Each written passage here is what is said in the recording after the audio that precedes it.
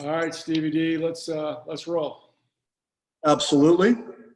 Good afternoon, everybody. Steve DeLaviaga. I'm our CEO and founder of Rise. Our partner and supporter and sponsor and advocate for today is Fairway Mortgage, Mr. Tom Mason, Ms. Tracy Tucker. Tom and Tracy, give the high five. There we go. I'm going to get to our fantastic mastermind host in a second, Mr. Beer, and I've got a great story about Daniel. I won't tell the Hawaii story, Daniel, but I'm going to tell one other one. But first, I think it's important. Fairway's done such a great job always wanting to be in front of what's going on in the marketplace. So, Tom, you do us a favor with the way things are changing and now kind of evolving back into reopening. Give us a quick mortgage update, 2 to 3 minutes where you're seeing mortgages, how our folks can make sure their deals don't fall out, which we're seeing some of that, the people that don't do the right thing on the mortgage side. Help us out with that.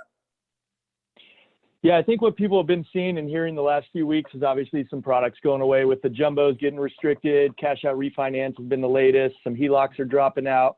So we're just seeing this tightening up of where a lot of products that were being offered are kind of going off to the sideline and not necessarily going away, but taking a little pause and seeing what's going to happen here. Mostly revolving around, liquidity. Lenders not wanting to get stuck with too many loans that can't be sold off on their warehouse lines. Some good news today. We heard from Mark Calabria that they might be shutting off that option to go into forbearance at the end of May. So that's really good news. One of the biggest concerns for lenders right now, obviously, is that first payment forbearance. You take a loan, you close it, you go to sell it off, and they're already in forbearance. It's a big hit to the lender. So once that stops, or at least we can get a gauge on if that's still happening, you might see some of these products start coming back and people coming off the sidelines. Absolutely. Great point. And do me a real favor quick, because people don't understand sometimes. Forbearance and forgiveness are absolutely not the same thing. And I've looked at 4 forbearance agreements, and you have to come clean with all of it at the end in the 4 that I saw. Right. And we're seeing even people who just called to inquire about it, not necessarily sign up for it, having it show up on their credit report they're in forbearance. So one of the things I've been speaking with my real estate partners about is to definitely check that with their sellers. So you're going into a listing appointment, talking to a seller about selling, make sure they haven't gone into forbearance on that home. It might prevent them from being able to purchase that next house. Absolutely. Well said. Thank you, partner. I appreciate you. All right. We're going to get to Mr. Daniel Beer. I also want to thank Grand Canyon Title, Amy and Ben and your team. Thank you so much for inviting folks here and letting folks be part of this. We've recorded this. If you have any questions afterwards, just reach out to Tom or Tracy, and we'll go ahead and send you the recording if you want to review it, and you're going to want to, because Dan is one of the best tactical and strategic leaders we have in my mastermind group. He's done a phenomenal job. The story I want to tell is I met Daniel about 9 years ago. He was a guest at a mastermind. He was doing 25 to 35 deals a year in San Diego. He's surfing, he's single, he's having this great life, everybody's awesome. But he really wanted to start to make it more of a business than it was just selling some homes. So he comes to the mastermind group. After the event, he grabs myself and the speaker. Hey, what are you guys doing? I'll go to the airport with you. We went and got up, going to get a drink. Then we had dinner. Then Dan stayed the night and met again the next morning. So Dan was in one of these forums 8.5 years ago doing 25 to 30 deals. And Daniel, what was your volume in transactions last year? Last year we did 210 million, closed. I believe it was on 280 something deals, something like that. We've been over 200 million now. This will be our 3rd year consecutively over 200 and our 6th over 100 million. What made him special, better, and different 8.5 years ago was he was fiercely committed to learning from people that were doing it better than he was. And even today, even now, anytime I talk to him, first thing he says is, hey, what are you seeing out there? What can I pick up on? Give me a nugget. Give me something you're seeing. He's always a voracious learner, which is how you go from 8.5 years ago doing 25 to 30 deals to 200+ million for the last 3 years in a row and trending up. So make sure you got your questions ready. Jeff's going to handle the chat line. Just put any question that you want to. It's mastermind and free flowing, but I'll kick it off. Daniel, just introduce yourself a little bit, then give us a couple of things you're doing right now in this gap as we're starting to reopen. Go ahead. Cool. So introduce myself, you said, right? I was thinking about something, sir. Steve. All right. Yeah, so I'm in San Diego. I run the Beer Home team. We broker through eXp Realty. We have around 20 or so agents now. The production you heard was really through about 12 or so agents. And we have agents that come on, some that are, 5 or 6 of them that are brand new to the team being vetted out. So I would say that truly productive, contributing agents currently to the count we have around the new number, say 15, the rest are still being vetted out, so to speak. I think what makes the team special is really not the sales numbers, not the size, the agent count. I know we have a lot less agents than most people do with that kind of volume, but the real secret sauce in my mind for any of our businesses is the actual business platform we're building. So it's our transaction, it's our everything in-house, our transaction manager, our listing manager, their in-house assistants, our runner, our operations director, our marketing coordinator, just giving you a sense here of what the team looks like. And you might ask me about any of these aspects of the business, right? Inside sales, we have showing agents. So we build a ton of service and leverage in our model for the salespeople that come on and join us. We all build one brand. The entire efforts of the team are centered around building the Beer Home Team brand. And there aren't anybody on the team, doing their own thing or trying to build their own side brands. That's for them to do. I love them if they want to do it, but they've got to do it elsewhere. I think anywhere that when it comes to the organizational structure of a business, particularly, of course, a real estate business, the economic model of one and there are several other economic models aside from mine that work, but the principles have to be followed because at the end of the day, there's 100 pennies to every dollar. And it seems like a lot of agents don't always understand that a lot of decisions that we make up front that seem like simple decisions. Oh, well, use these splits, or I'll pay this person that much. Well, those are all going to then dictate a lot of decisions that will come, some today, some tomorrow, some 5 years from now. But you have to understand the impact of those decisions where you may or may not see how much impact they'll have on you in the future. I know that might be somewhat confusing. Steve knows exactly what I'm referencing, so if we want to circle back to it. I do want to stay on this for a second. This is important. The staff that you have, go through each of your staffs and kind of the progression of when you hired them as you were growing, so folks know if I'm looking to build on something, because you hit on the head. If every agent left you tomorrow and you kept your staff, you'd have it all back in 6 to 9 months. Because of the way it's built. So walk through the staffing and then when you hired each one and how you reached up to get the people as your business grew. Sure. So, and like full disclosure, we don't all build everything perfectly along the way. So I'll give you 2 quick versions. One's what I did and what I would do. And they're very similar. There's just with small tweaks.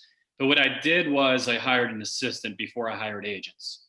Well, I just lied to you. Now let me take you before this version of my team grew up. I was hiring agents before hiring staff. That blew up, fell apart. It always does. Okay, so now let me bring you to the current team. Staff before agents. So you have to have somebody on your team that's going to handle your listing management, your transaction management, your calendar, your email, your database. Somebody who's going to be your right hand, but is going to handle those departments, right? Including the marketing. Now, let me be clear that you always have to remain, I haven't seen anybody honestly build themselves out of this part, Steve, anybody. You remain the marketing director of your business, but you have somebody that's going to run the marketing one that you've conceptualized so that when you've said, hey, this is what happens on Monday and on Thursday and on Friday, that it's all running. From there, a lot of people will then go hire agents. I went ahead and hired, in my case, my first agent position was actually an inside sales position, but it's very administrative in many ways, right? That became someone that was taking care of the database. That person was was nurturing pipeline, was teeing up appointments, was on salary. That's very important. These are employees that are building a business platform, which then later agents may actually want to become a part of. So that's the road I took. I also believe it would be, if I could do it all over again, what I would do is then take that one person that's your listing manager, transaction manager, marketing coordinator, all right, and split that into 2 jobs. Someone that just simply becomes listing manager and transaction manager, and someone that becomes the database client experience marketing person, and your right hand on things you just need in your life to go faster. One of those should also be the other person's boss, because if you could get that part right, your job is almost done. That's what I got right, Steve, when it was actually one of your folks that introduced me to Laura on my team. Correct. Laura when I hired her, see, she ended up building out the transaction side of the business, the listing side of the business. She's the one that's hired all of the staff I mentioned earlier. So if you can do it right, that first person would hire the second one. What's going to really happen in real life is you may or may not have hired the right person as that first one. So when you're looking at that person, you say, is this a leader that I could grow the business with? Can this person become an executive partner of mine, whether they're a real legal partner or not? If so, great, have them hire the next one. If not, then go hire that person's boss. And then for me, my whole world is just me and Laura, right? And then it's Laura and her management and her, the rest of it. What I loved about you is you did what a lot of folks did. You hired cheap and you got cheap a couple times. And you said, I can, because they were great when you were doing 30 deals. Then you went to 60, all of a sudden it's drama and they can't handle it and things are falling through the cracks. So finally I was saying, like, listen, hire up and drive business into that level, because someone like Laura, when you start doing 100, 110, she's like, we can do 200 in this model. The only miracle about Laura really is that she didn't leave because we were too small for her. Right? We were too small for her. I must have bullshitted her like really well or something, because I got her to believe in whatever it is that I was telling her we were going to become. And she stuck around and yeah, we grew into her. Most agents, think about the experience that either maybe you've had or someone you know has had, which is that we talk about building these empires and these big business, all these things, these buzzwords that our industry uses. And we're going to do that on the back of the cheapest possible person that we can find. Well, I can't go out into the real world anywhere else and find awesome businesses built on mediocre people. I haven't been able to find that. So why would we be able to do it here? Yes, I understand someone somewhere, and they're probably on Facebook yelling about it and showing it off. They did that. Needle in a haystack. I'm not going to go through 1,000 to try to find the one. And it is so much more expensive, because here's the reality. When I hired Laura, we added $1 million of gross commission income, $400,000 or so of profit after paying her. And she was much more than what I was used to paying. But that's what happened that year, not to mention the subsequent years. That's the job. Now let me ask you this, and I love this part of you. I love how you onboard agents, and you're very clear from the beginning. You just told people when you started here, they're not in your team yet for 90 days. They're going to go through your boot camp / process, and if they sustain and meet the standards, then they get to stay and become part of your team. If they don't, they get out, because you've learned if you don't fire fast, you waste time and dollars, which is the most expensive thing you have to offer, more so time now than money because of your level. Talk about how you do that with onboarding, your expectations, and how you try to either build them up or build them out, but you don't let them just mediocrely hang around for a year in your business. Sure. So, yeah, and a lot of this, honestly, I learned just hanging around your circles and, the people you've introduced me to along the way, Steve, which is for us, when they come on, they show up with their SOI. Here's my SOI. Here's the file. Here's their names, number, emails, the whole deal.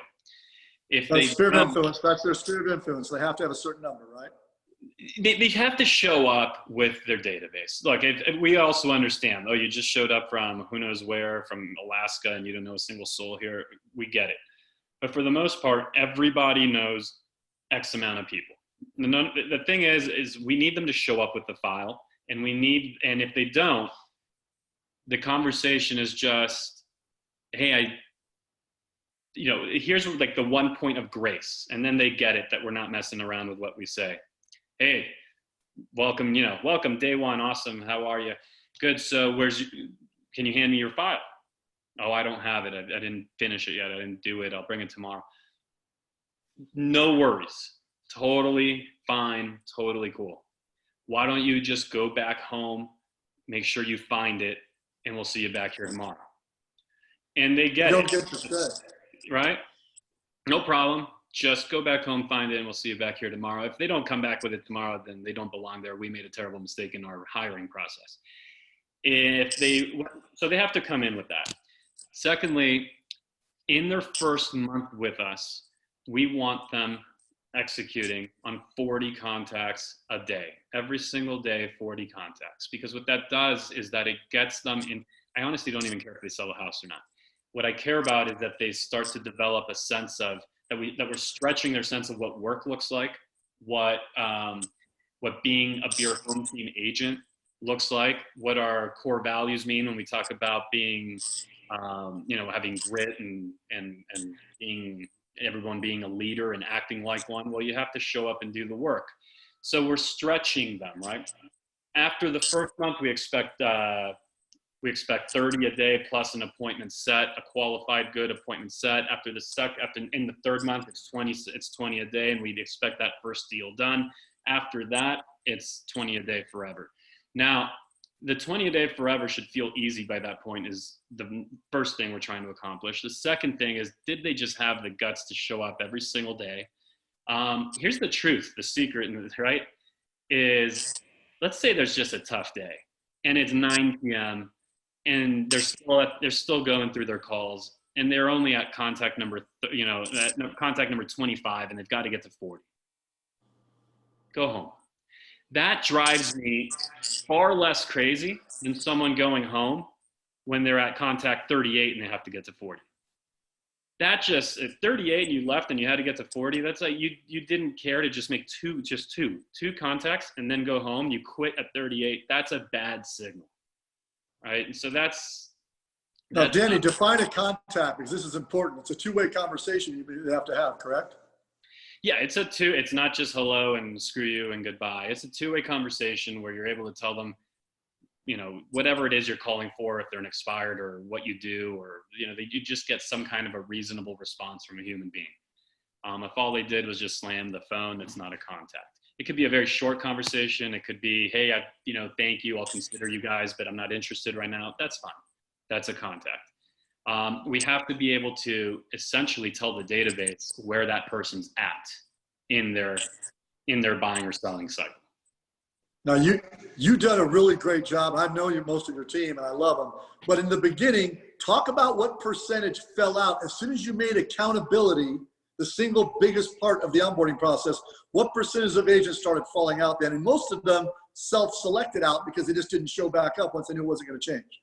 Yeah, and it's been such a good while since it, but there was a lot of them that fell out. I remember the ones that stand out in my mind. It's funny, actually, at the office sometimes we'll be like, remember that person or this person? I'm like, holy shit, I forgot that person ever existed. Because I remember the ones that stuck, and I remember the people that are there and the ones that I'm in the trenches with on a daily basis. Those are the folks I remember. But you have to be willing to allow that to happen. But here's also what happens, Steve, is there's more to that story, right? It's as in the beginning when a lot of that failure was happening, the failure was partially theirs, but it was so much more mine in that we were just hiring incorrectly. It was what are the expectations we're setting at the interviews to even allow people that have no shot of getting through to get through. So a lot of it has to do with, by the way, so many things, so many times that I'm coaching agents, so many times that they're complaining about their assistant that won't do X or their team members that don't follow up or they're this or the other. It all goes back to the hiring process and the expectations that we set out at that stage. At least a lot of it can be traced back there. I don't know if you've seen the same. 100%. What happens is when you burn out a lot of agents, you're the common denominator, not all of them. The key is if they're not going to make it, let them see that this is a real job, being run like a real business, and making contacts is the whole job. We're going to manage the contract for you. We're going to manage the marketing for you. You, Dan, are going to take all the risk on the expense side. What I need you to do is prospect with intention and purposefully with our scripts that we know work in our individual coaching every morning at 8:30, and you got to show up. Yeah. Now, that eliminates about 70% of the folks that think they want to be in real estate until they start to understand it's a business and a practice, not just something you dabble in. That's right. Hey, Dan and Tom, I got a question for both of you guys. Tom, what are you doing right now during this pandemic? I know, obviously refis were huge in April and now coming into March, but what are you doing as a team to connect to your database? And then Daniel, same question. What are you doing now to reach out? And what are you saying right now during this whole pandemic? Yeah, what we're saying is, phone rings and you answer the phone and hold on, excuse the background noise. This is doing business here at home. Give me a quick second. Oiga, ¿me podrías dar como 10 minutos, por favor? O 20, mejor como 30 minutos. Wait till mom gets home. The housekeeper thought it was a good time to do my room. I'm going to put the clothes away and make the bed. So anyway, she'll be back later. So Jeff, you answer the phone. And so it's really soft touch. And I could go, there's a lot we can talk about with this. But it's just, Jeff, how you doing? Right. It's hey Jeff, it's Dan Beer over here with the Beer Home team. I just wanted to check in on you on a personal level and see how you're feeling right now. And that's it. And then you're going to talk. You may go one of two different ways. You might just go ahead and ask me, how's the market? In which case I'll respond. A lot of people, by the way, are asking that question. You may also start to express fear and other things that are going on, or stress, and the kids, or the whatever, and the job, and then I'm going to ask you, I'm going to say, I'm going to listen. I'm going to say, Jeff, well, why don't you tell me a little bit more about what you're feeling right now? And we're going to just go there to that place, because here's the thing. That's how your friends haven't really spoken to you. That's how your boss hasn't spoken to you. In my world, that's how your broker hasn't spoken to you, right? If I'm recruiting and talking to agents to maybe join the team or my network or any aspect of what I do. So that's probably the way that your current team leader or broker, haven't spoken. If maybe you're a seller that has other agent relationships, a lot of people do. Maybe that's the way that the other agent has. And so right now, guys, everyone is in such a heavy state of stress, and we're all just kind of shaken up, right? We're in a weird, I had a bad day, was a day or two ago. I told my wife, I said, gosh, I'm a little depressed today or something. It's kind of hitting me that this is just going to last, this is just a lot longer lasting than and so I was going through that with her. So when people are in states like that, the people that connect with them, the connections that can be made, the depth at which we can make those connections, and the longevity that they can have are tremendous. And then you have to remember this. There's simply 50% less units across most markets. At least that's true in mine and a lot of others that I've looked at. So unit counts down across the country, maybe every market a little bit different. People that are out and have life events, okay, one thing that's consistent, circumstance and needs. People that are having, they're going through either new marriages or divorces, or they have new children, too many kids in the house, or they're too old for all the steps in the home, or they were relocated and are finding, they're in temporary housing or corporate housing and they need a permanent place to live, or they were renting and they were given a 60-day notice by their landlord. It's coming up. They're going to be booted out of their home. They need a new place, right? So all those people with circumstance and need, they're in the market and they're going to ask you that question. Well, how's the, right? They're going to ask you themselves a promise. The rest of everybody else, there is no way to turn someone who's just like frozen, has fear, is not interested, would like to move, but not now. I don't have a script for you to make them move. And if you came for that, good luck finding it. So what the real game is, why not make a connection with them that's going to give you the most insane pipeline and the most ridiculously committed database on the other end of this. That's what we're playing for. And that's what you should be really, really focused on with your efforts right now.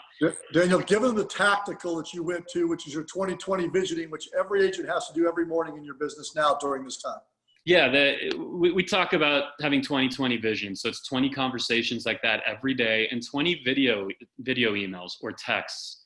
And it's simple. I mean, if I don't even need to do it, but Steve, if 3 days from now you randomly got a text message from me and it was me on video just saying, Steve, I just wanted to say you've been a good friend over the years and I appreciate you. And, it's just, I wish, I can't wait till the next time we can get together for a cigar, but I just wanted to say thank you for everything along the way.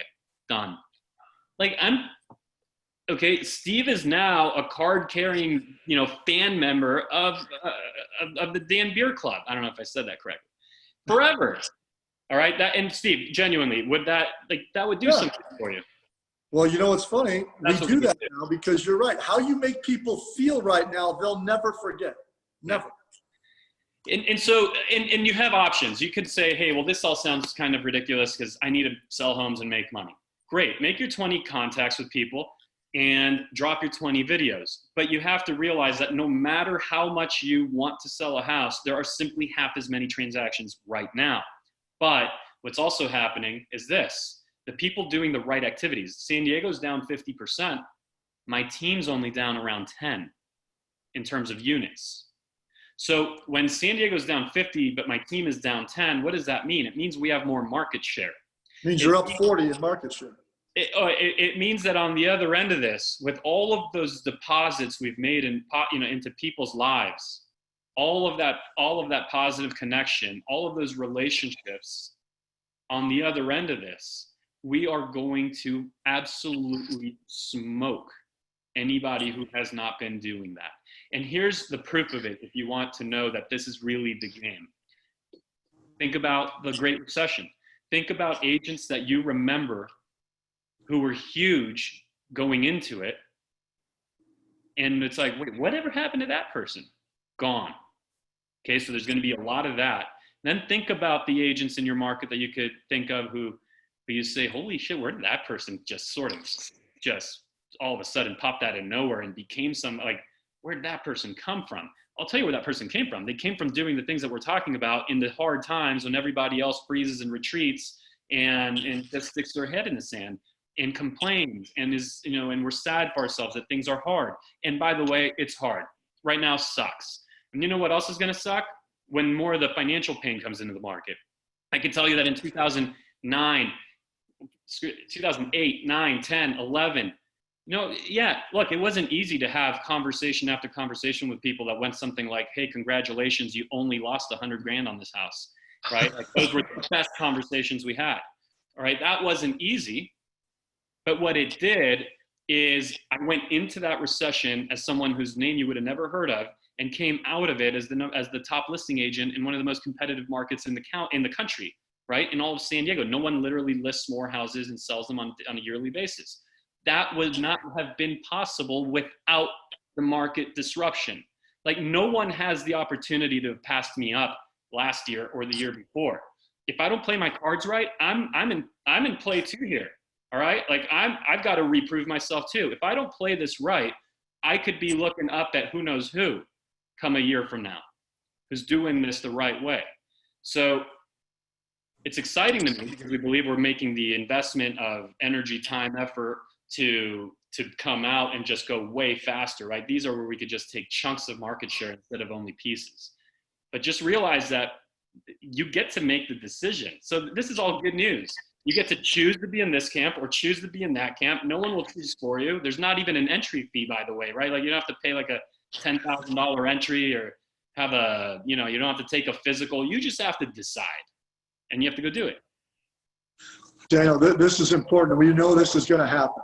A small amount of agents are going to do way more business over the next 2 or 3 years. Way more. And a large amount of agents are going to do way less.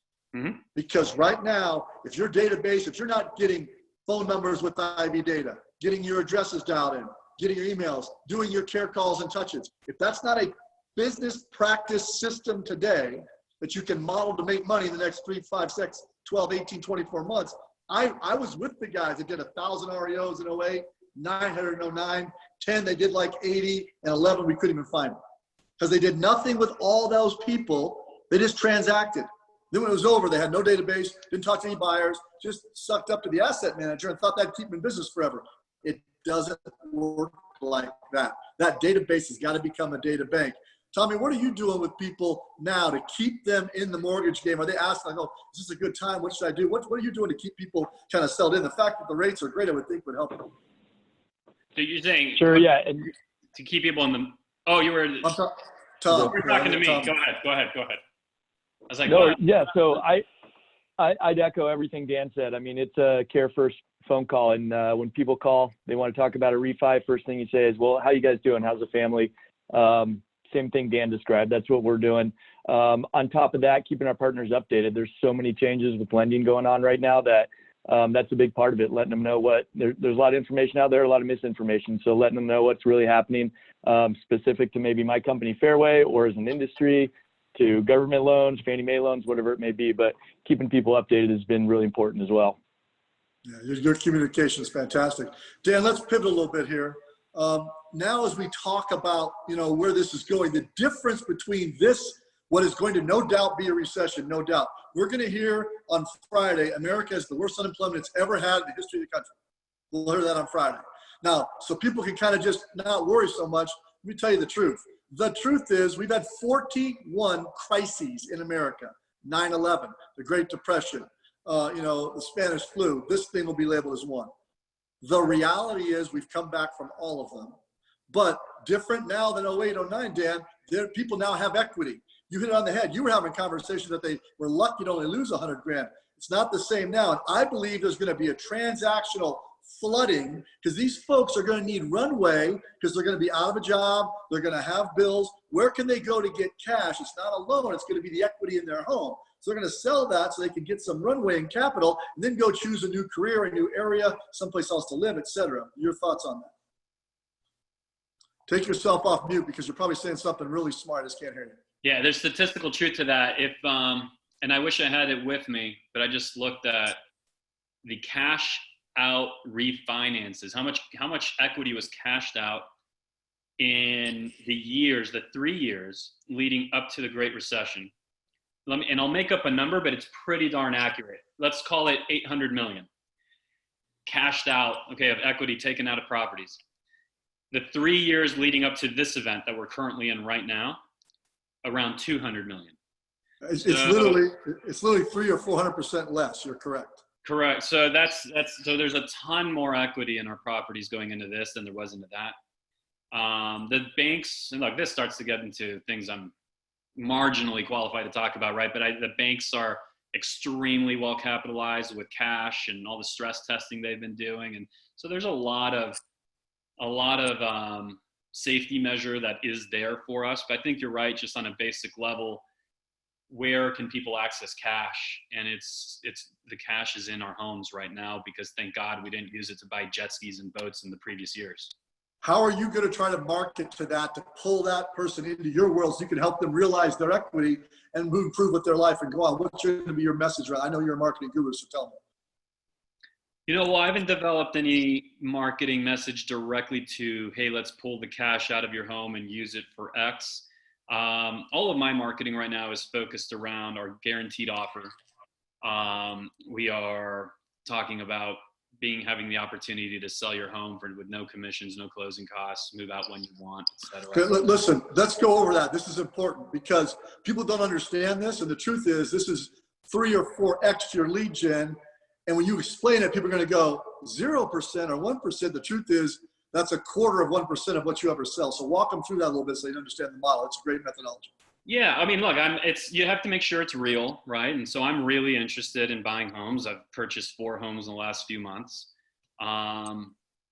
So our marketing says, hey, get your guaranteed offer. Some of it says within 72 hours or less. We have television commercials and radio commercials talking about their guaranteed offer, and there's no closing costs, no commission, move out when you want. And that's because I will buy their home. Now, what happens is that gets our phone to ring disproportionately to everybody else's. So ours, we have a flooding of leads in. Majority of people, the right program for them is a traditional listing. And that's what ends up happening. A lot of people are going to get way caught up in well, what if they say, and what if they do, and where's the fine, and how do you protect yourself, all these things. It's only as simple or as complicated as you want it to be. It could be really simple, which is simple, something like you can literally give anybody an offer at any number. I didn't say what number it would be. You can give everybody an offer if you want within 72 hours or 48 or what have you. Truth is that doesn't even come up because they either are interested in a cash offer or they're not, and most of them just go into a traditional listing. Now, Steve, we have the HomeLight. We're a HomeLight Elite partner. So we also have the trade-in program. So our guaranteed offer is starting to actually morph into simply HomeLight's trade-in program, which is where HomeLight will buy it for cash right up front, full market value, and then they pay out the seller in 2 different tranches and whatever. We don't have to explain that whole program here because most people won't have access to it. It's only 2 or 3 agents in any market that do. I think the bigger message for most people on this call is that your marketing has to stand out, and that your marketing has to be like just in every possible way different from everyone else's just saying, hey, call me, I'm the neighborhood expert, or call me, I'm great customer service. Like, there's never been anyone that's received a postcard and read it and gone, oh my, honey, there's a guy here with great customer service. You gotta call him. That's never happened. All right, like it's literally never happened. So why do all agents continue to market that way? So put something down that you can. I love it. That's real and that's going to get the phone ring. I love it. Hey, you've now got over 2,000 agents in your coaching network that you do in your area that you're handling. You touch on all these different folks. What are the 2 or 3 things you see that really, if you could just say, never do that again? Because we don't want to make, you can recover wounds. What are the 2 or 3 things either they have to do or you say that they don't have to do in order to be successful, right? Like what stands out to you when you're working with these guys in coaching? You say you have to or you can't do X, Y, or Z, so folks get the flavor. Yeah. So give me the perspective, Steve. Like, just, am I talking to someone that's building a team? Am I talking to an individual agent that's just starting on? Who am I talking to? I think what we're talking about here is how can I generate 3 to 5 more opportunities in the short term? Okay? Yeah, all right. That's great. Yeah. I'll give you something. Thank you. That helps me. Just yesterday, I'm talking to one of my partners, and we talked about Airbnbs. That's what it was. They talked about Airbnbs and how there's all these Airbnb owners that are, distressed right now. They can't rent out their homes, and hey, I'm going to start calling them. And what do you think? So we do what we call a Tuesday coffee call. On Tuesdays, 10 to 11, I go on. One of my partners is a big producer, Kyle Whistle. He goes on, and we just simply troubleshoot ideas with people that are part of the group and answer questions to help them with their business. So this person said, "What about Airbnbs?" And my response was, look, someone brought that to me about 3 days ago. And I think it's a good idea if you are also going to create a cadence at which you're going to call over a long period of time, then you're going to mail them and you're going to capture their IP addresses and you're going to remarket them and you're going to drop off, well, you can't drop off anything because they don't live there. But you're going to get the, you're going to find the address that you live at. And you're going to build a 360-degree campaign that's going to be consistent and long-term. If you're going to tell me you've got a list of Airbnbs, you're going to call them all, I'd say, okay, well, whatever. Who cares? Like, maybe you'll get a deal. Like, I'm not interested in maybe I got a deal. I'm interested in maybe I got 2 or 3 extra deals every month for the next 5 years. So I think that's it, Steve. And that applies if someone says, hey, I'm going to go after expireds or FSBOs or whatever. Cool. You're calling the FSBO or the expire. Great. But tell me, and what's your schedule going to be? Your rhythm of visiting, your rhythm of dropping off a package, your personal note rhythm that you're going to send something off on. You're going to slide broadcast the voicemail. How often? What are you doing when they answer the phone? What are you doing when they signal they're going to do something within 2 months or within 6 months? What will the difference then be? Like, you have to build all that out for anything to matter. See, this is what you just said there is where I want you to go, which is without a strategy first, everything looks good. Oh yeah, I'll go after Airbnbs. Oh, I'll go after people with equity. I'll go after. The key is, what is the strategy around how consistent you're going to do it and for how long? Mm-hmm. Because it sounds easy, but that's what's funny. Consistency and longevity always end up giving you a better result. And if you're in the right market at the moment, it could be significantly better results, right? I can tell you, Jeff and I were just going through this with our top 100 agents. They're all taking our IB data piece and looking at those non-owner occupieds. They are trying, I go, okay, great. Well, calling them is one version. How are you going to solve their problem? Do you have buyers already ready to line up? Now they're starting to get, hey, I have 3 cash offers on your property. Could I show them to you? You know what's funny? When you have somebody who's not paying you right now in forbearance on rent, you're going to look at offers all of a sudden. Have a solution to their problem, and then have, like you say, a consistency of how you're going to do it. Phone, text, social, mail, etc. Yeah. Right? And you know what? If you show me any plan right now that doesn't include video, I agree. You're just really missing it. Look at how people are communicating right now. Think about your parents and your grandparents that are asking you to go on Zooms with them. They didn't know what the hell Zoom meant 4 weeks ago. Okay, so if the video is not a part of what you're doing, you don't have a fully a fully baked strategy. You just don't. And I think this is important too. Everybody does not like how they look on video. I've polled everyone, and we're 100%. I don't like how I look. No one cares, because as I've learned, that's how you look in person too. It's okay. No one cares. Just do it. The other thing is, which I love about you, and Kyle does the same thing. Don't try to be perfect. Just talk. Just be human, especially now. Yeah. Right? Yeah. So I've been for a long time telling people how my crappy video is a lot better than your non-existent video. And even with that, Steve, I failed because I know that my television commercial, and look, you heard television commercial. Doesn't mean you have to run out. But should you maybe have a commercial that's running on Facebook? Yeah, probably. So now I haven't updated the message in my commercial because the studio's closed. And I'm like, well, I can't just put out. And it just finally today, I had a conversation with a few people that I lean on for that stuff, and it hit me. I'm like, what am I doing?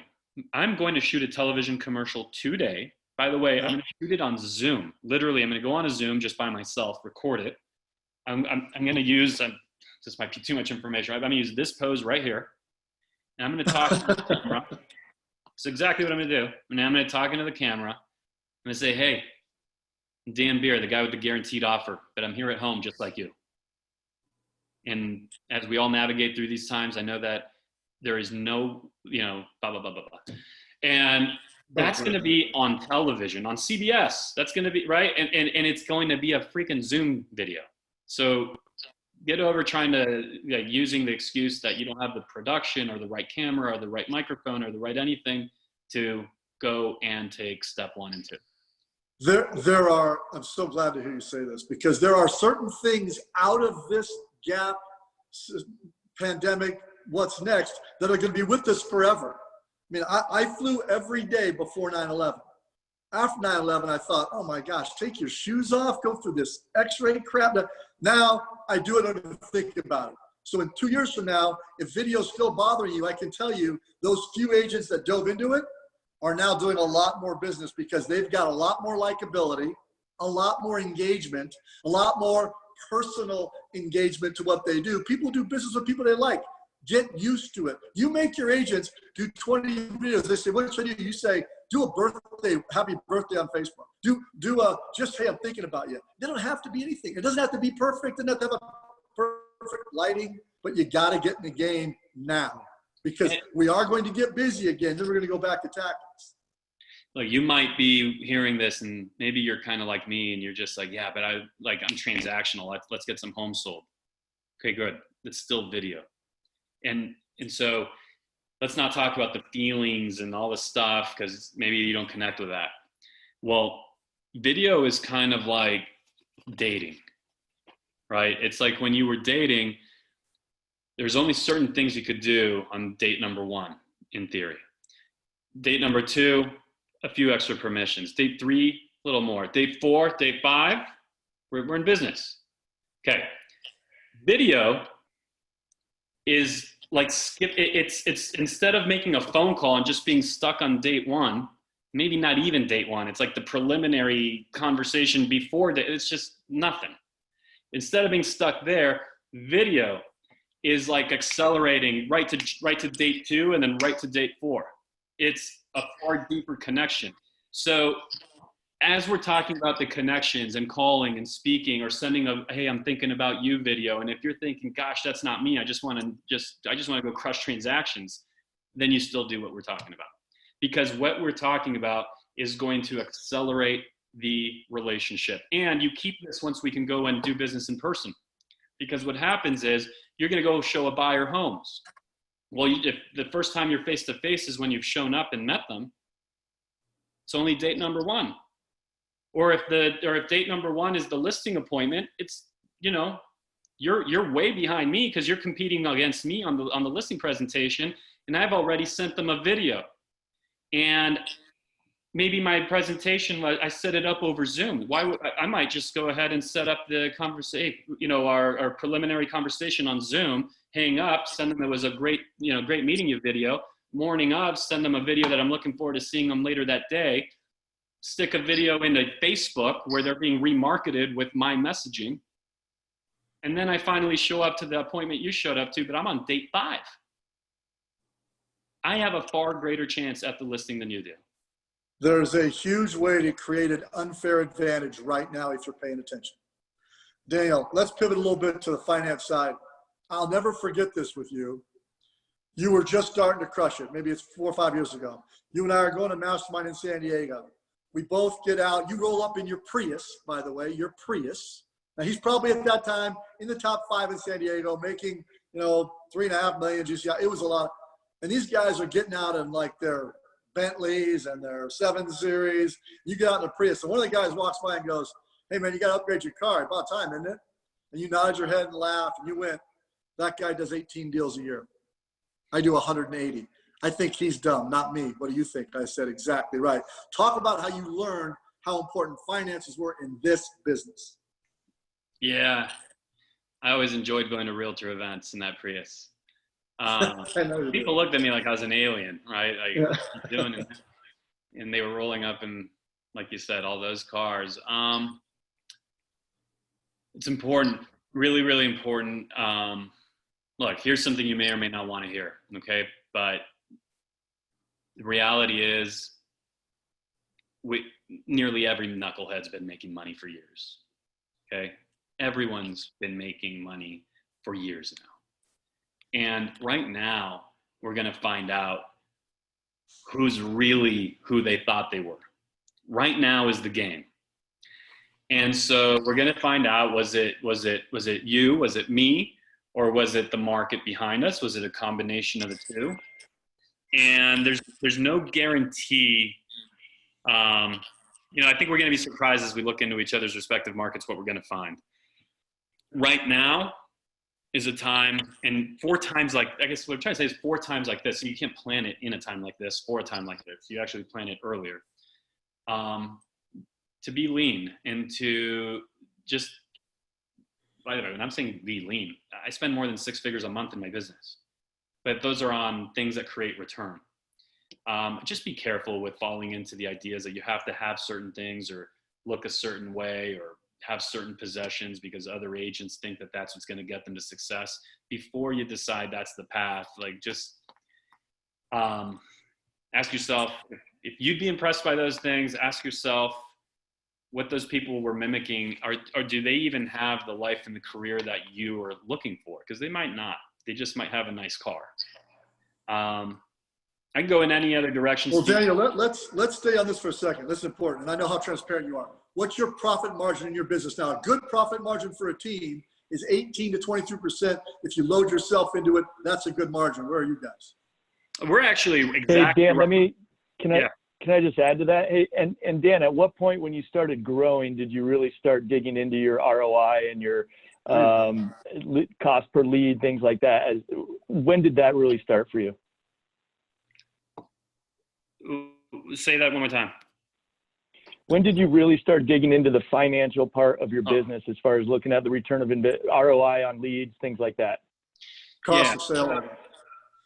Yeah, so today I have a 1-hour finance meeting every single week where we go through every single line item, every expense, anything we're planning that might change cash flows or any investments we're making. So there's a finance meeting once a week. That, Tom, on that just basic level of what are we spending and what are we seeing in return, and really sourcing every piece of business, making sure that it's meticulously documented in the CRM, all of that, we started to get crazy about doing that kind of thing. And I'm going to say it was around 2014. 2014 or so.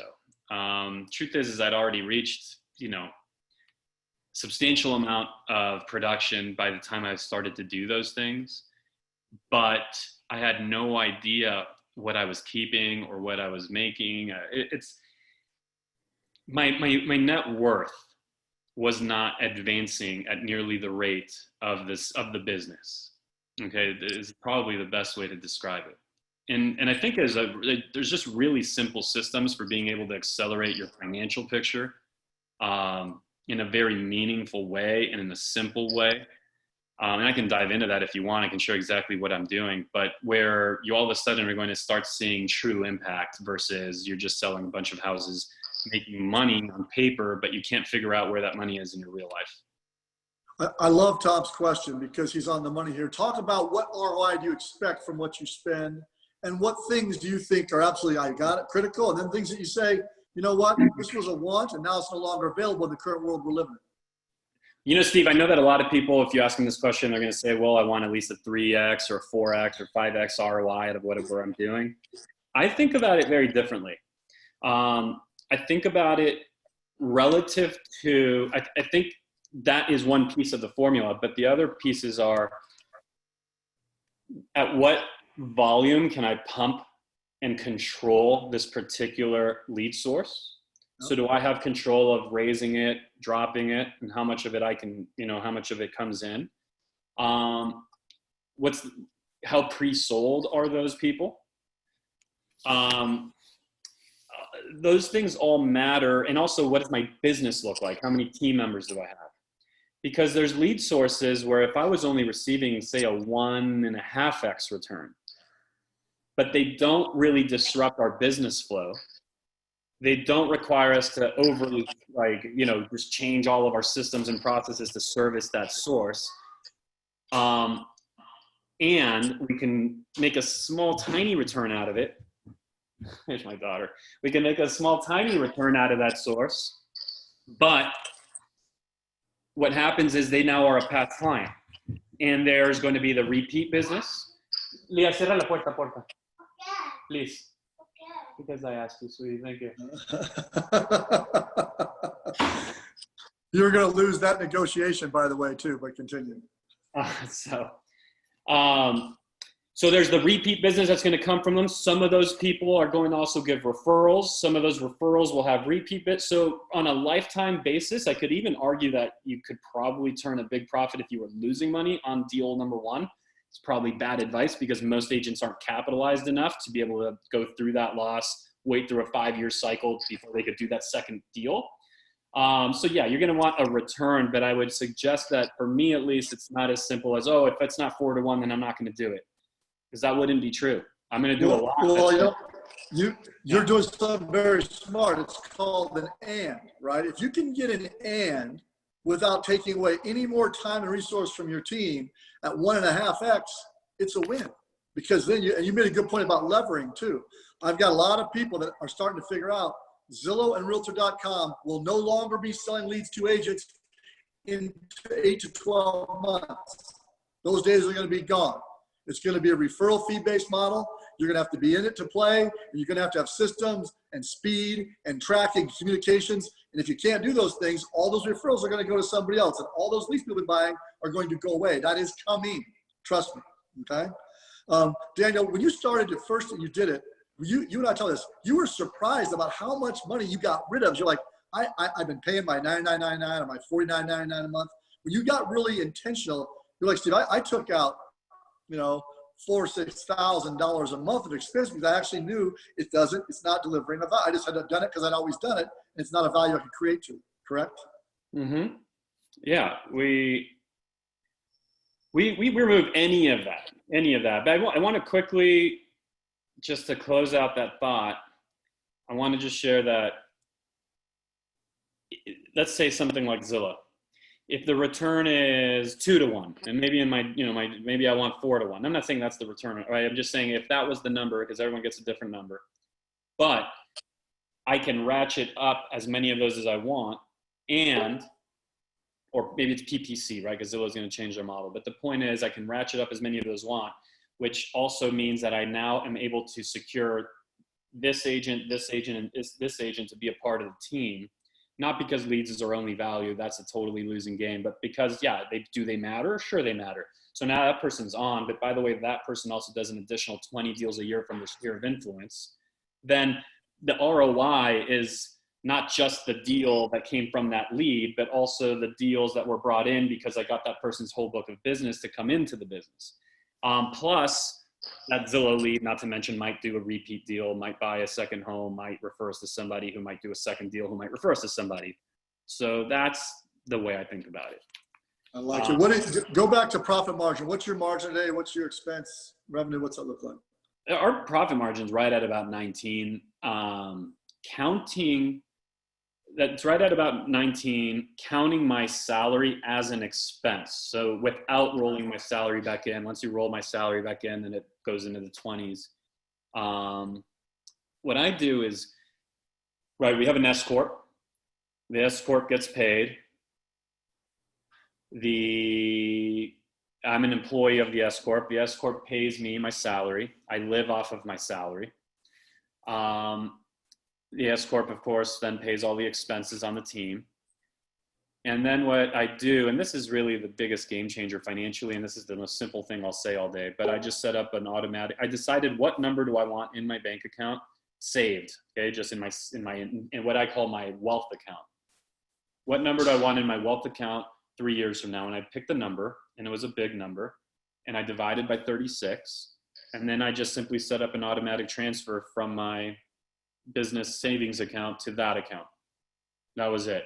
I also set up an automatic transfer to a tax account so that would happen every month without me having to think or worry about it. And then I make my quarterly payments. Anyway, that simple move of just making that transfer, I hit the number those years later, 3 years later, that I was looking for.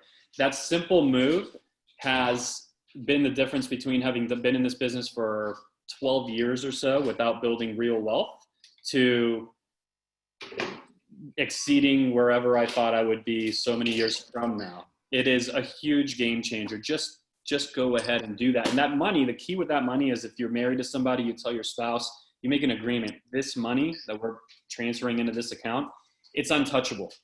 It is untouchable for anything that does not create money. So it is only available for investments, it could be stocks or bonds or anything. I mean, that's up to you. It's available for real estate. It's available for doing hard money loans. It is only available for wealth creation and for nothing else. If we're looking for vacation money, we look elsewhere. And that giant game changer. Richest Man in Babylon is a simple little tiny book that the principles in that were taken from, and it's a wonderful book too. I'd recommend it. I love it. All right. We know that some of these things that we're learning today, video, et cetera, are going to stay with us for years to come. You were big open house guy, bring all the buyers in at the same time, create. That might be a little different now. What are you doing on the open house side tactically? You know, it's going to have to be different and you're going to have to sustain going forward. Are you guys in that world yet? Able to show homes outside? Yeah, so what we're doing right now with open houses, our MLS is allowing us to put the virtual link right into the public remarks. That'll go away someday, but they're allowing us to do that. So right now, what we're doing, and we also then do social marketing for it.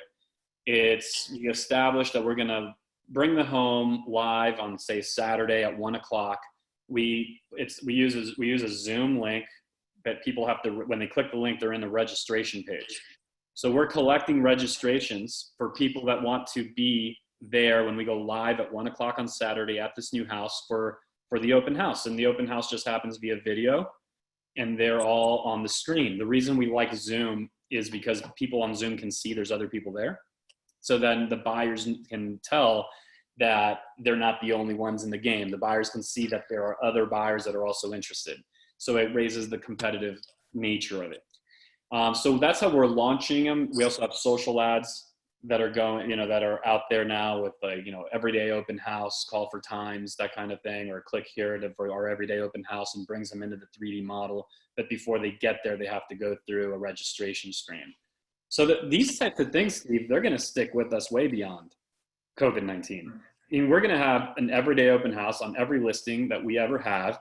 3D model, Facebook ad, right? Well, let's start with the Facebook ad, everyday open house, click here, right into a registration page, right into the 3D model. They can give themselves their open house tour, but we have the contact information. I love it. And I want to give these folks context. You don't just say, here's the open house on Facebook at 1. All of your agents, you task them. You have to go to your database. I want each of you to try to get 3 to 5 to attend. Because you know, if you do an open house, there's only one person there. Your seller's mad. Yeah. The person thinks, what am I doing here? But when there's 16 people, I've been in an open house in San Diego live. You had 111 people walking through the house at the same time. It was like a furniture sale. It was awesome. Yeah, so the key is when this all happened is we needed to figure out how do we recreate that competitive environment in a way in which no one can be in the same room. So the solution, kind of simple, is just put them all into a Zoom where they can see that there's a whole bunch of other people there. And then Steve, if you grab your camera and started to tour us around your house, then that becomes the open house. So we funnel all the entire opening campaign for any listing. We're going to funnel to that registration so that everybody is there on that grand opening. Now, look, it's not as many people as the old market in person. I haven't had one with 100, but we've had many in the 20s, many in the teens, a few in the single digits. That's just the way it's gone. But what we're trying to do, and we're still perfecting it, is let's get everybody into one space where they start worrying about one another instead of being worried about the seller. The real job of the listing agent is to make the seller irrelevant and to make the price irrelevant. We have to get the buyers to all compete against one another and to focus on that, on who here do I have to beat to get the home, versus being focused on the seller and what price I can get and what offer do you think they'll take. And that, by the way, is also the makeup of a good listing presentation, which sounds different from everybody else's, and that will stand out. And then you have a process to back that up. Well, I think that's you have a process with everything you do, which is why it's successful. Okay, couple more questions we've got. Jeff, anything from the chat box? I'm just going to keep going if you don't have any. Nothing yet. Go ahead. Okay, Dan, as we go through this whole thing, right? Do you feel like, I mean, we kind of lost search as realtors when Zillow came out and the whole thing happened. Where do you see the groups like, I know you don't have a lot of them, but you're starting to dabble in it with Open Door, the Home Lights, the Offer Pad, they just came back, they're back buying today, Trio, all these different models of trying to make it convenient, fast, transparent for the consumer to engage. And I always tell people this, that methodology isn't going anywhere. I'm not sure what businesses survive it, but that methodology is going to continue to get more and more. What's your take on that in your world, that disruption type? But more and more now, more than ever, convenience, transparency, and speed are going to matter. No, I completely agree with that. That's not, if anyone's hoping that's going to go away with COVID, that's not going anywhere. In fact, it might even be a bigger opportunity to be able to purchase someone's home without them having to go through the inconvenience of letting strangers in through their home, tracking in their germs and their unknown viruses, right? So who wouldn't want to sell who wouldn't want to sell at as close to full market value without having to have people trek in, particularly if you're then given the opportunity to turn into a non-contingent buyer and dictate the timing on both ends. Like, that's the magic formula. So no, I don't think that's going away. I think it'll be more present. I do think that what we've seen is that it's, like a lot of these companies have either paused, stopped, completely stopped or slowed down their activity with their buying. Like Zillow, for example, suspended in San Diego, at least temporarily. So what we are seeing is it becomes a lot more difficult for those companies to operate on a local level compared to what we can do. Now, the problem is they're so much better capitalized, but Zillow can come in and buy 1,000 homes in San Diego. There's still plenty of room for me to run my guaranteed offer and for me to be able to stand out against anybody else, a local name, a local agent, a local face that they recognize. And someone who right now I'm still actively running my program while those other programs have to stop because I understand exactly what I can buy and not buy. For them, the risk is just higher for them not knowing the market as intimately, right? So I would use the opportunity that they've all slowed down. I don't know if that's accurate, actually, Steve, because you guys in Arizona have tons more of them. That is actually they've slowed down. accurate, Daniel. Yeah. Number one. And number two, they're going to go back because they feel that because of this COVID-19, that they're going to go back to, you're going to see 10, 11, 12% transaction fees instead of 7 to 9, which they've been typically doing for the last 3 years. So as you know, there's a price for convenience. They feel that price for convenience is at a bigger gap now because they don't want people in the house. So your message is going to ring true even louder. And remember, I think this is important. It doesn't matter if they take the offer or not, but it gets your phone to ring. It gets to think of you as an agent when you present options. We should all be thinking about auction dealers. That's how they should think about it. I'm just going to give options to you guys so you know what's happening. And I think, Daniel, that's one of the things that your program did. It gave people options. Yeah, you 100% need to give people options. We give them options in how they're going to sell. We give them options in the commission structure. It's very important that you do that. But right now, when they're all slowing down, is your opportunity to catch up a little bit and figure out how you're going to work your way into that. Now, you could do exactly what Steve just said. So you could actually have your marketing message just simply leverage all those existing companies. And you could have something that says, hey, I'm going to guarantee you 7 offers within 48 hours. And you can source it out to them all. Or you could have your own private money source. Maybe it's your money, maybe it's somebody else's money, whatever it might be. But you right now can take advantage of the fact that all those iBuyers are slower, at least, and figure out how you're going to work into the system. But my advice is you should most likely, what you should do is you should find a way to partner with them. Find the ones that are going to be good to work with, because I don't even know why we call them iBuyers. They're just investors. Yeah, all they are buyers. That's what they're just buyers. Exactly. They're investors. That's all. That's actually what they are. So I know when Zillow was buying in San Diego, I thought, cool, I'm going to find a way to actually use, even though I'm not the Zillow partner agent, I'm actually still going to use that to back my marketing claims, because I'll figure out exactly what they purchase, what they call buy boxes, and I'll be able to make claims that are accurate of what I can now provide to a seller, because I'll take it through them and I'll get paid a full commission. So you first get out of the like them versus us thing, figure out how you're going to work into the system. Maybe you create your own, or what most of us should be doing is partnering with the right with the right ones. And look, there's probably good ones and bad ones out there, right? But I know there's plenty of them that really respect the role of the agent. Jeff, we have a couple of questions I saw. Can you read them out? Yeah, so the first question, Dan, they want to know a little more background on why sellers don't opt for your full price guarantee, but opt for the regular listing agreement. Can you explain what you're seeing there? So Mike, it could depend on what you've seen, either something I said here, something you've looked up and seen of mine. So the full price guarantee that I've ran for years, though I'm phasing really to this guaranteed offer instead, but the full price guarantee I ran for years is guaranteed sold at 100% of your asking price, or I'll pay you the difference. That's simple. Now, the reason that people will opt for a normal listing versus that guarantee is that the guarantee, so in San Diego, we're typically accustomed to taking a 5% commission on a home. So that program carries an 8% commission, so 3 additional points. On an 8% commission, I'm going to keep 5.5 and pay out 2.5. Okay, that's 2.5 is more than a full commission for agents for buyer side in my market.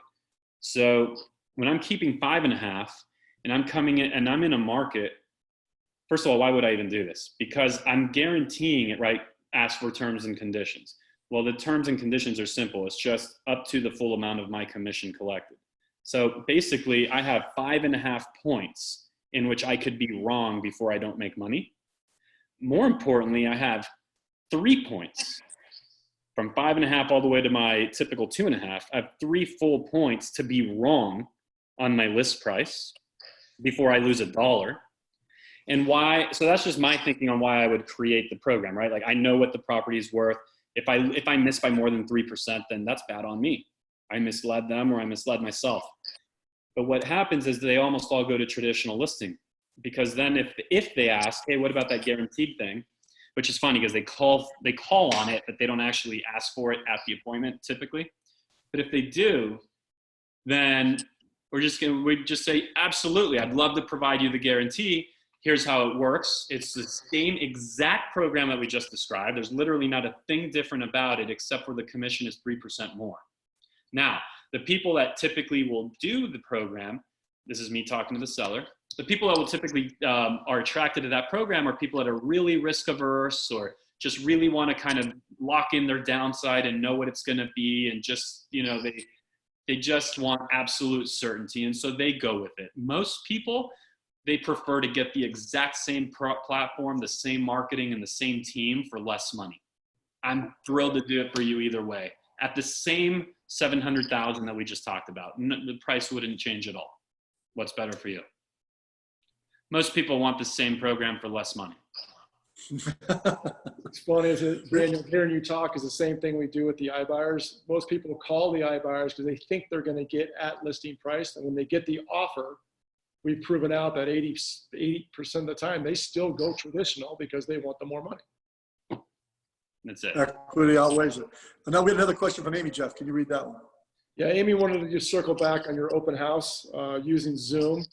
Do you enable the chat button as an option? And if you do, how do you manage having questions bombarded or any comments? Yeah, I enable the chat. We will do the full walk through the house. So without even looking at the chat, we just do the whole thing. We let them know as we're doing it. If you have questions, drop in the chat. I'm going to make sure I circle back. I'll answer them all. So we do the whole house first, Amy, and then we just go to the chat and say, all right, Bob, you had this question, Amy, you had that question, right? And so then we just start to answer them. It just works better that way so they don't interrupt the flow of what you're doing. Because if we've done it both ways, and you could be in the master bedroom and then you answer, you take a question and it's about the kitchen. And it's like, it's let me run downstairs and then let me run back upstairs. So that's the way we do it. Danny, you doing anything with like explaining to the seller, the only person that touches your home will be my buyer's agent who's going to wear gloves. We've got Lysol wipes. We've got doors open, lights on. Nobody touches it. I mean, are you going through that process at all of how you do it? Sellers are instructed to turn on all lights, make sure all doors are unlocked. If they have like big sliding doors or something that lead to their backyard, make sure they're wide open. Everybody is instructed to show up with masks and gloves and booties and the whole thing, and we have booties there.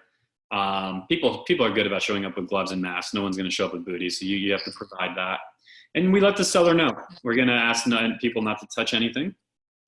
This is for showings after that grand opening.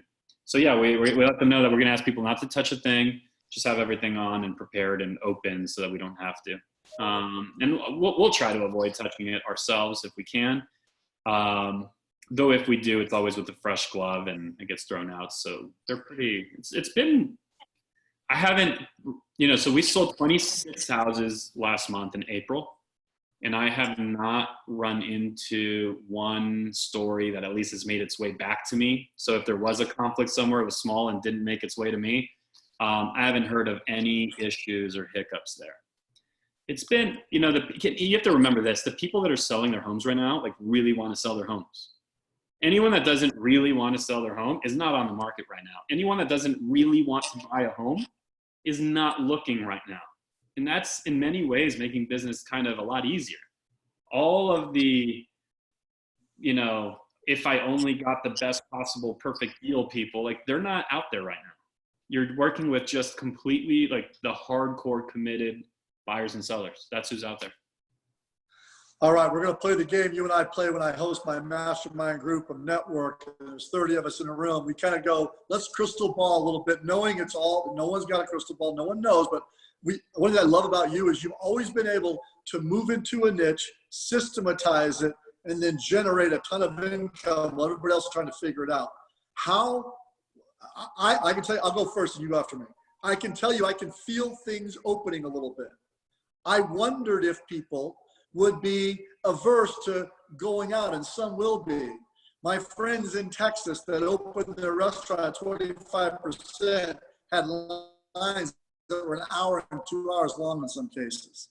So when I talk to people, there's a pent up wanting to try to get back, if they feel healthy and safe, how they do it. So I feel like this gap is going to start to have some increase. There's still stimulus checks and things that have happened. I think you're going to see transactionally loud volumes July, August, because now they're going to need that runway and that equity to go out and figure out what they're going to do next in terms of job or career or path or relocation. So I feel like we're going to see a little bit gradual, suddenly for 3 or 4 months and a big fourth quarter in the end. Thoughts on what you're seeing? Or you predict to see? I think that it's interesting that you feel that way in Arizona, because I would say that I feel the exact same way, but I'm in California. And I believe that we'll be sending you a lot of buyers. So Yes, there's going to be a lot of people that are just unemployed and say, okay, this California thing is over and we're going to sell our house and we've got 400,000 in equity in there. So that should be good. And we don't really have income anymore. So we're going to go to Arizona and we're going to buy a home in this nice little place we found, and it's 200 grand or 250 or 300. I don't know. I think your values have kind of gone up some.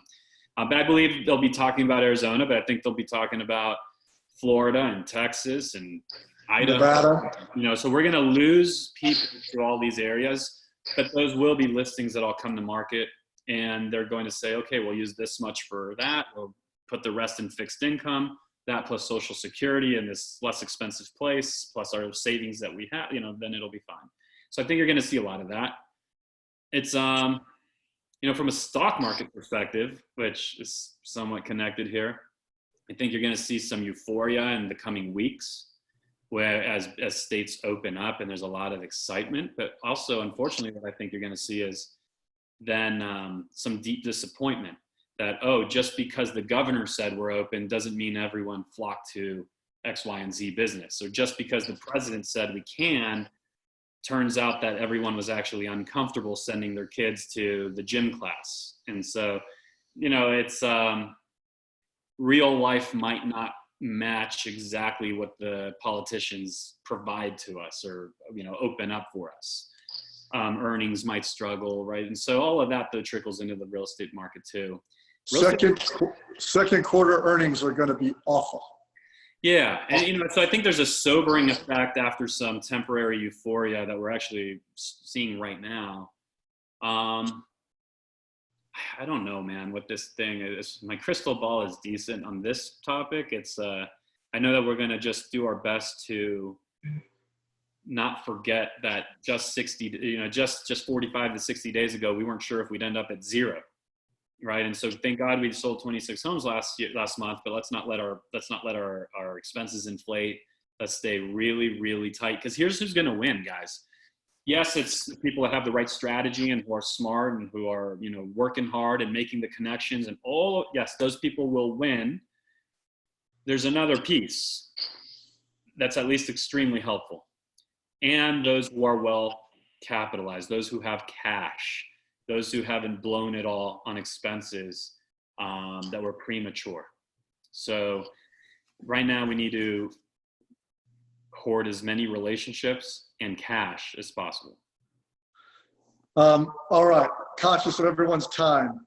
Because Tom and Tracy are such great partners, and Dan was helpful with this with us to help us, we're going to give away 3 things that you should take advantage of, all of them, because they are free and strategic.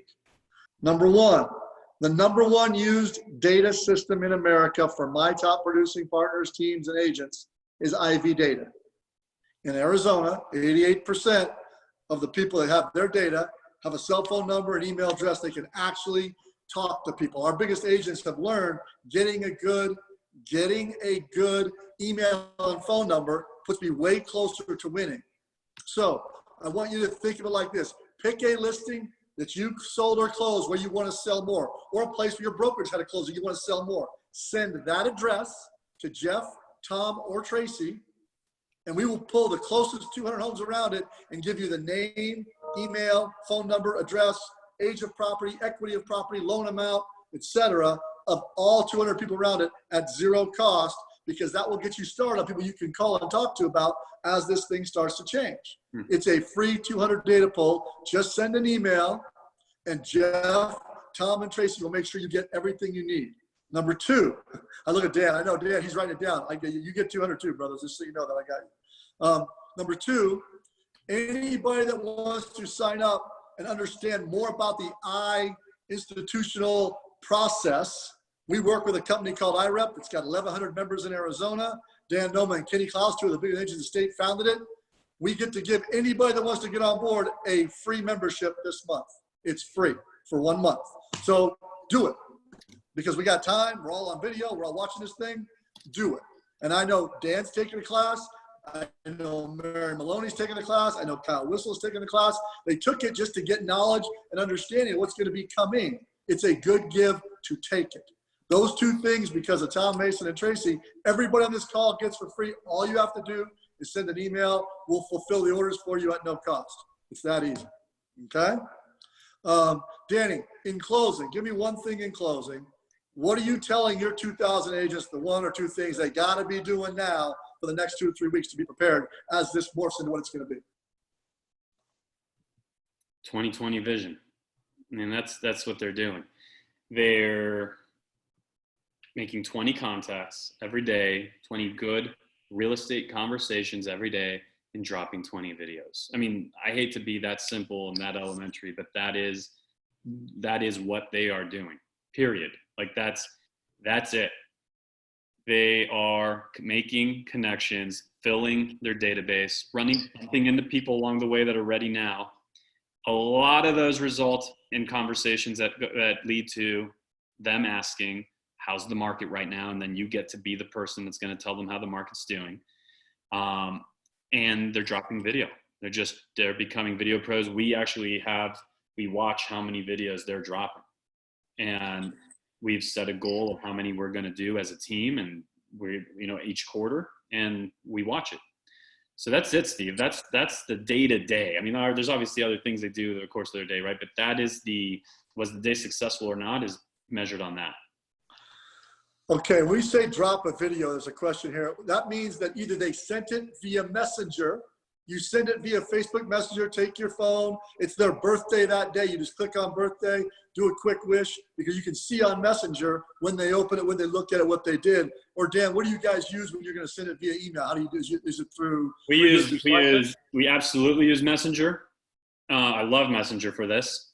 And we also use a system called Dub Video. And using Dub Video, it's like BombBomb. It's just an alternative. I got mad at BombBomb one day, and then I canceled them, and then I went to Dub Video. So we use Dub Video, and through that, we'll text a video or we'll email a video. I want to make sure it sounds easy, right? 20 people, 5 days a week. It's real work. That's 100 people. 4 weeks in a month, that's 400 people, 12 months in a year. So he's going to get to almost 4,800 people a year that he had a video and a 2-way conversation with. Anybody on the phone wants to know how you go from doing 40 deals to 280 deals in a market where no one's ever done over 160 deals? It's because he consistently does what he says he does. Take 1 or 2 of these nuggets, apply and adopt it. And do me a favor, if you got value today, if you learned something, 1 or 2 things you can help with, please give Tom and Tracy and Amy and their team at bat. They've earned it. They're great partners. They care about real estate. More and more, and Dan, you and I talked about this, the partners you have around you in real estate are going to really matter, title and mortgage, over the next 12 to 24 months, because a lot of people are not going to make that jump, may not even be in business. Don't pick wrong partners. It's an expensive lesson to learn. Tom, anything you want to close with, my friend? And you're on mute, so there you go. No, I think I'm good. Dan, great job. Appreciate all the insight you provided. A lot I can take away for just my branch and the yellows I work with here, and help grow their business too. So thanks for putting this together, guys. Appreciate it. Daniel Barrett, you are an absolute beast, man. I love you. Congratulations. Be safe with your family. Thanks for all you do, my brother. I appreciate you very much. Be good. Everybody be safe and healthy. Thanks, everyone. Thanks, guys. Let the maid in, Dan. Huh? Let the maid in now. Thank you.